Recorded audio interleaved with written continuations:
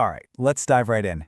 We're going to talk about a force you use literally every single day, probably without even thinking about it.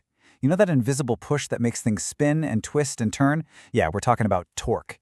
It's the force that, well, it pretty much makes the world go round. So let's start with something super simple. Picture a heavy door, okay? Now imagine trying to push it open, but you're pushing right next to the hinges. It's almost impossible, right? You're shoving with all your might and getting nowhere. But then you move your hand over to the handle, give it the same push, and it just swings right open. So what's going on there? The force is the same, but the result is totally different. Why is that? Well, that powerful turning effect, it actually has a name. And in this first part, we're going to decode exactly what that turning force is and get right down to the basics. Okay, so that turning force is called torque. If you want the official definition, it's basically a measure of how good a force is at making something rotate around an axis, like a door hinge. Honestly, you can just think of it as the secret sauce for anything that spins. So, what's the magic behind it? What actually creates torque? Well, it's not just about how hard you push. The real secret comes down to a combination of just two simple things. And here they are. First, you've got the force you apply. Pretty straightforward, right? That's just how hard you're pushing or pulling. And second, and this is the key part, it's the distance from the pivot point. That's why pushing on the door handle works so well. You're getting as far away from the hinge as possible, maximizing that distance. What's so cool about this is how simple the whole thing is. It's like a recipe, really. The amount of torque you get is just the force you use times the distance from the pivot. That's it. So if you want more torque, you either push harder or you push from farther away. Simple. Okay, let's bring it back to the door one more time. It all makes sense now, right? Step 1, you apply a force. You push. Step 2, that push is happening at a distance from the hinge. And boom, step 3, that force and that distance team up to create the turning effect, the torque, and the door just swings right open. See? Simple as that. And just to wrap up the basics, there's a special unit for measuring torque. It's called the Newton meter, and it's actually named after its own recipe. Newtons for the force and meters for the distance. Makes sense, right? Oh, and sometimes you'll hear people call it the moment of force. Don't let that throw you. It's just a fancy way of saying the exact same thing. All right, so we've got a handle on how a single torque works. But what happens when you have turning forces that are actually competing with each other? This brings us to a really neat idea, the principle of balance. And it all comes down to this one fundamental rule. It's called the principle of moments. And all it really says is this: for something to be perfectly balanced, not spinning one way or the other, the total turning force trying to spin it clockwise has to exactly equal the total turning force trying to spin it counterclockwise. They have to cancel each other out.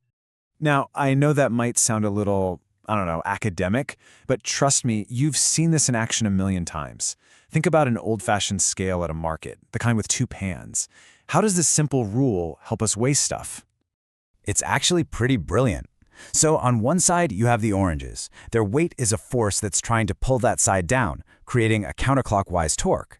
Then on the other side, you've got the metal weights doing the exact opposite. They're creating a clockwise torque. See? Each side has a force pulling down, and each side is at a certain distance from that pivot in the middle. So if you want that scale to balance perfectly flat, what needs to happen? Well, the turning effect from the oranges has to perfectly cancel out the turning effect from the weights. The counterclockwise torque must be a perfect match for the clockwise torque. And this is where it all clicks into place. On a simple scale like this, the distance from the pivot to each pan is exactly the same. So, if the distances are equal, and we know the torques have to be equal for it to balance, then the weight of the oranges has to be equal to the weight of those metal weights. It's the only way the math works. And that's how you know you're not getting ripped off. Okay, so we've talked a lot about rotational balance, but let's take it one step further. What does it take for something to be completely, 100% still?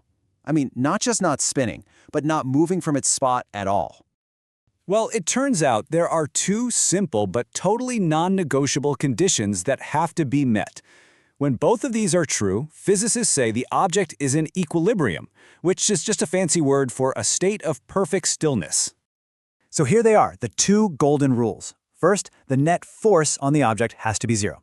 That just means all the pushes and pulls, up, down, left, right, they all have to cancel each other out perfectly.